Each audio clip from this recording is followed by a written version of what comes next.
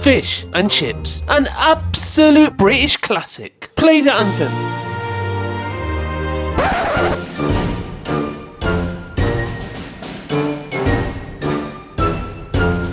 Fish and chips is a dish that on the surface seems very simple, but somehow and some way, many people and many restaurants manage to fuck them up. And over the last few years in Manchester, it's become as rare as a blue moon to find a good fish and chips place, just like it's as rare as a blue moon to find a Manchester City fan. Today, we're ordering from apparently one of the worst of the lot. Should I name the place? Should I not name the place? Are the owners going to track me down if I do reveal the name? Beat me to a pulp, wrap me in one of their sausage casings, and serve me as a hot dog? I'm very scared. Very, very scared. 12 seconds later. Our order was finally here. But before we get into my review, let's show you some of the online reviews. Food as fresh as a garbage truck. The chips were inedible. I called to complain and was told that the chips were in fact fresh. Half the order didn't turn up. The chips were soggy and the pie was unedible. The chips were raw. There was a literal pool of grease in the box. The mushy peas were brown. And worst of all, I found a hair in the box with the sausages. And hopefully, by the end of my review, the restaurant owners won't have to walk around town with a bag on their head. I ordered a large piece of fish, a small portion of chips, a fish cake, and a sausage. A singular sausage. Let's get down to the nitty gritty and into the actual review. So firstly, the chips. $2.95 for a portion like that? Rip off. $2.95 for that? With what looked like rat droppings all over it? Rip off. $2.25? Rip off. And $7.95 for that? Half worth it for a piece of fish that big. Now these chips are just an absolute disgrace. How can you even send these out like this? Where is the professional pride? What if a tourist decides to eat these fish and chips and ends up thinking the UK has mediocre to subpar food? Absolutely no crisp at all, and just look at how flexible they are. And the taste?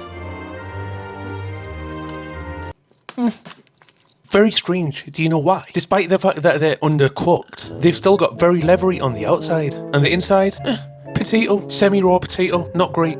Not great at all. Next up, fish cakes. And I'm really disappointed this time. After reading the reviews, it seemed like the fish cakes were homemade. It said the fish cake was a rubbery piece of fish in between two slices of raw potato in a batter. So at least they were homemade at that point, as you can't get frozen fish cakes like that. But this just seems like a standard frozen fish cake. And granted, it may be better than that abomination, but if I'm paying $2.95, I want it to be at least homemade. But anyway, let's taste it.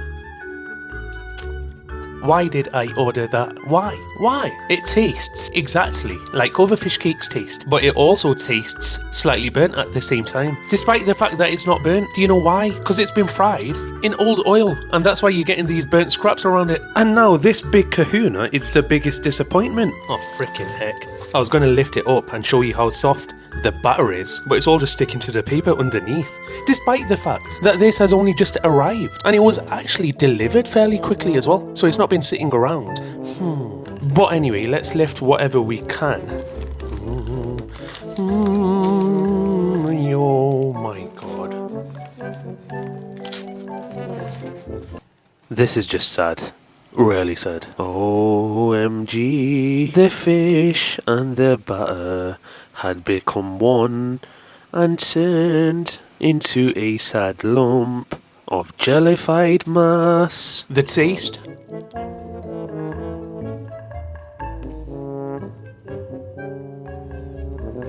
It tastes like it's doused in vinegar, and I didn't even ask for any vinegar. The complete opposite to this review, or did I? Another sausage.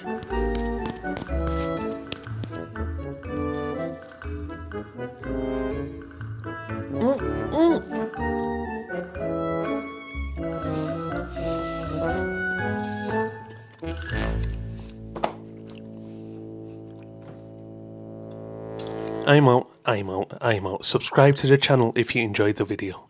3:28 a.m. I turned the rest of the fish around and ended up being even more horrified than before.